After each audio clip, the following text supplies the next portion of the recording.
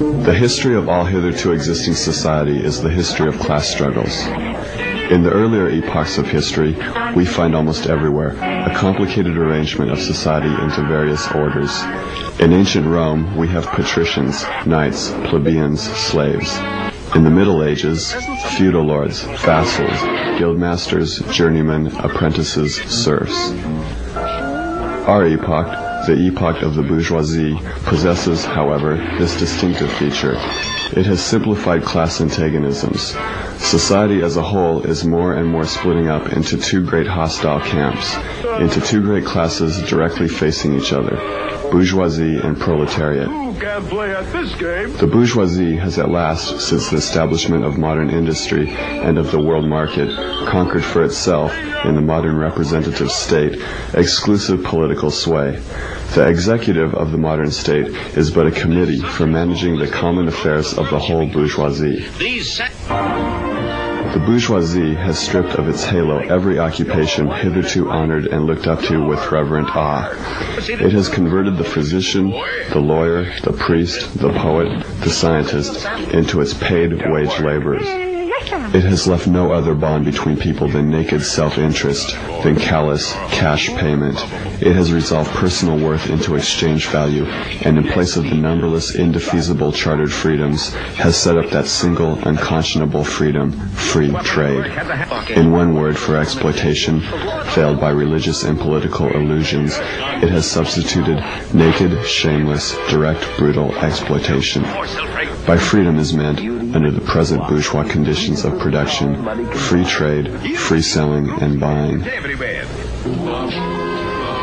The need of a constantly expanding market for its products chases the bourgeoisie over the whole surface of the globe. It must nestle everywhere, settle everywhere, establish connections everywhere.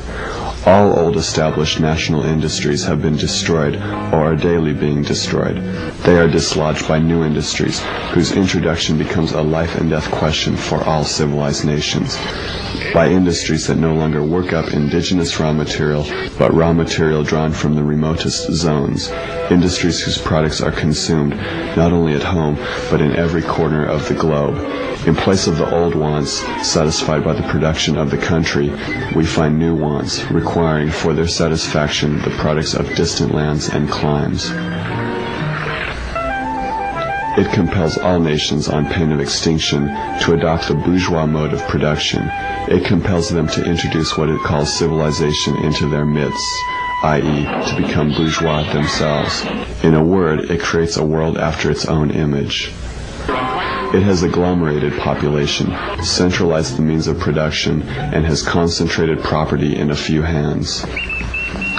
Subjection of nature's forces to man, machinery, application of chemistry to industry and agriculture, steam navigation, railways, electric telegraphs, clearing of whole continents for cultivation, canalization of rivers. What earlier century had even a presentiment that such productive forces slumbered in the lap of social labor? Modern bourgeois society, with its relations of production, of exchange, and of property, a society that has conjured up such gigantic means of production and of exchange, is like the sorcerer who is no longer able to control the powers of the netherworld whom he has called up by his spells. In these crises there breaks out an epidemic that in all earlier epochs would have seemed an absurdity, the epidemic of overproduction. And how does the bourgeois get over these crises? On the one hand, by enforced destruction of a mass of productive forces. On the other, by the conquest of new markets and by the more thorough exploitation of the old ones. The various interests and conditions of life within the ranks of the proletariat are more and more equalized in proportion as machinery obliterates all distinctions of labor and nearly everywhere reduces wages to the same low level. The proletarian movement is a self-conscious, independent movement of the immense majority in the interests of the immense majority. The proletariat, the lowest stratum of our present society, cannot stir, cannot raise itself up without the whole superincumbent strata of official society being sprung up into the air. Now and then the workers are victorious, but only for a time. The real fruit of their battle lies not in the immediate result, but in the ever-expanding union of the workers. This union is furthered by the improved means of communication which are created by modern industry and which place the workers of different localities in contact with one another.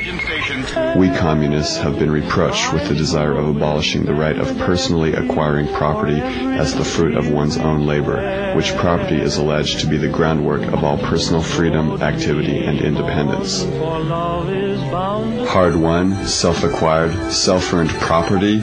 Do you mean the property of the petty artisan and of the small peasant? There is no need to abolish that. The development of industry has to a great extent already destroyed it and is still destroying it daily. You are horrified at our intending to do away with private property, but in your existing society, private property is already done away with for 9/10 of the population. Its existence for the few is solely due to its non-existence in the hands of the 9/10. Communism deprives no one of the power to appropriate the products of society.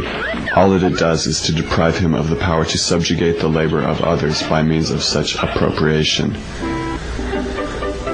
The bourgeois claptrap about the family and education, about the haloed co-relation of parent and child, becomes all the more disgusting the more, by the action of modern industry, all family ties among the proletarians are torn asunder, and their children are transformed into simple articles of commerce and instruments of labor.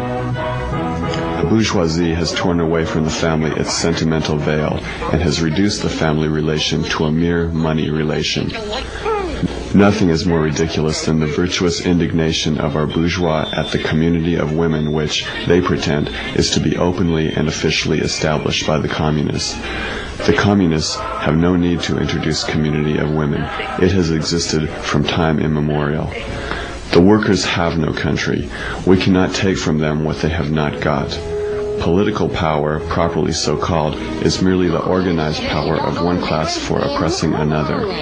In place of the old bourgeois society, with its classes and class antagonisms, we shall have an association in which the free development of each is the condition for the free development of all. The communists disdain to conceal their views and aims.